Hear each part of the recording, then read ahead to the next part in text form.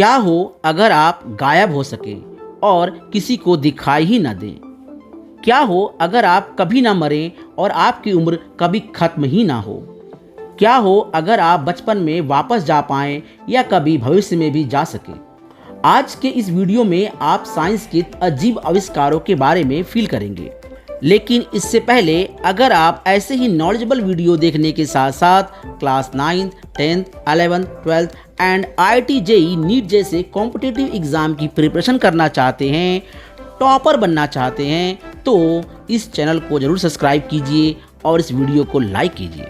तो आइए हम आगे का सफ़र शुरू करते हैं और चलते हैं हमारे वैज्ञानिकों की पहली कोशिश की तरफ। आपने मिस्टर इंडिया मूवी तो देखी ही होगी। उसमें हीरो के पास एक वैज्ञानिक घड़ी होती है जिससे वो जब चाहे गायब हो जाता है, मतलब इनविजिबल हो जाता है, और फिर वो गुंडों की खूब पिटाई करता है। हमारे वैज्ञानिक भी ऐसे ही टेक्नोलॉजी पर रिसर्च कर रहे हैं। उनका मानना है कि वो एक दिन ऐसा टेक्नोलॉजी का आविष्कार कर लेंगे जिससे कोई भी जब चाहे इनविजिबल मतलब गायब हो सकता है। जरा फील कीजिए कि इंसान जब चाहे गायब हो सके तो कैसा होगा। अगर ऐसी टेक्नोलॉजी आ गई तो जिस देश के पास ये टेक्नोलॉजी होगी वो इसका इस्तेमाल अच्छे या बुरे दोनों तरह से कर सकते हैं। वो अपने दुश्मन देशों से बिना युद्ध के ही जीत सकते हैं और उनको नुकसान भी पहुंचा सकते हैं और अपने देश की सुरक्षा भी कर सकते हैं। पर ये गायब होने की टेक्नोलॉजी अगर गलत हाथों में लग गई तो क्या होगा? तो इस टेक्नोलॉजी का भयंकर परिणाम भी हो सकता है। वो लोग गायब होकर हमारी निजी जिंदगी में ताक झांक कर सकते हैं। तब तो ना कोई इंसान सुरक्षित होगा, ना कोई बैंक और ना ही कोई दुकान। किसी को पता नहीं होगा कि हमारे आसपास कोई मौजूद है जो हमें देख रहा है। हम जो भी कर रहे हैं वो इंसान इनविजिबल होकर हमें देख रहा है। तो अब आप ही बताइए, क्या ये गायब होने की टेक्नोलॉजी का आविष्कार होना चाहिए या नहीं? अब हम फील करते हैं अपने दूसरे आविष्कार को। हम इंसानों की अधिकतम उम्र औसतन 100 साल तक हो सकती है या फिर कभी कभी थोड़ा ज़्यादा भी हो जाती है।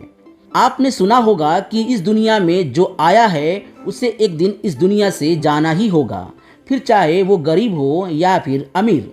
आप चाहे जितना पैसा कमा लें पर एक दिन तो इस दुनिया से जाना ही होगा। पर जरा फील कीजिए कि अगर हमारे वैज्ञानिकों ने ऐसी टेक्नोलॉजी खोज लिया जिससे हमारी उम्र का कभी द एंड ना हो तो कैसा होगा? पर मेरे हिसाब से तो इस टेक्नोलॉजी का कोई मतलब नहीं होगा। इसका सिर्फ और सिर्फ नुकसान ही होगा, क्योंकि अगर हम बूढ़े हो गए और कभी ना मरें तो कौन चाहेगा कि हम हमेशा बूढ़े ही रहें और कभी ना मरें।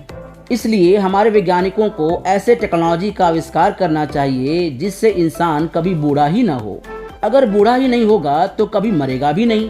पर इस टेक्नोलॉजी के भी बहुत सारे भयंकर परिणाम हो सकते हैं। जब कोई मरेगा ही नहीं तो दुनिया की जनसंख्या बहुत तेजी से बढ़ना शुरू हो जाएगी। लोगों को रहने के लिए जगह नहीं मिलेगा, खाने के लिए खाना नहीं मिलेगा और जीने के लिए पर्याप्त आवश्यक चीज़ें नहीं मिलेंगी। हमारी धरती भी इस बोझ को ज़्यादा दिन तक झेल नहीं पाएगी। दूसरा भयंकर परिणाम ये होगा कि इंसान बुरा काम करना शुरू कर देगा और क्राइम बहुत तेज़ी से बढ़ जाएगा, क्योंकि सबको पता होगा कि मैं कभी मरूंगा ही नहीं तो फिर चाहे जो करूं। तो अब आप ही डिसाइड कीजिए कि क्या आपको इस टेक्नोलॉजी की ज़रूरत है? क्या हम इंसानों के लिए ये टेक्नोलॉजी फ़ायदेमंद है? अब हम चलते हैं अपने तीसरे टेक्नोलॉजी की ओर। जरा फील कीजिए कि आपको कैसा लगेगा जब आप बचपन में वापस जा पाएं। हमारे वैज्ञानिक एक ऐसे ही टेक्नोलॉजी की खोज कर रहे हैं जिससे हम समय में कहीं भी जा सकते हैं। इस टेक्नोलॉजी को हम लोग टाइम मशीन कहते हैं और इस टाइम मशीन से हम कभी भी कहीं भी ट्रेवल कर सकते हैं। या तो हम पास्ट में जा सकते हैं या तो हम फ्यूचर में भी जा सकते हैं। पर इस टेक्नोलॉजी का मतलब इस टाइम मशीन का बहुत सारे फायदे भी हैं तो बहुत सारे नुकसान भी हैं।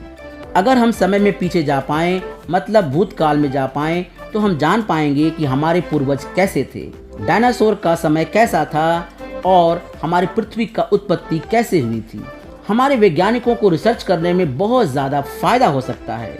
अगर हम अपने बचपन में जा पाएं तो हम फील कर पाएंगे कि हमारा बचपन कैसा था और हम बचपन में कैसे थे। और ये भी हो सकता है कि हम बचपन की बहुत सारी गलतियों को सुधार भी पाएं।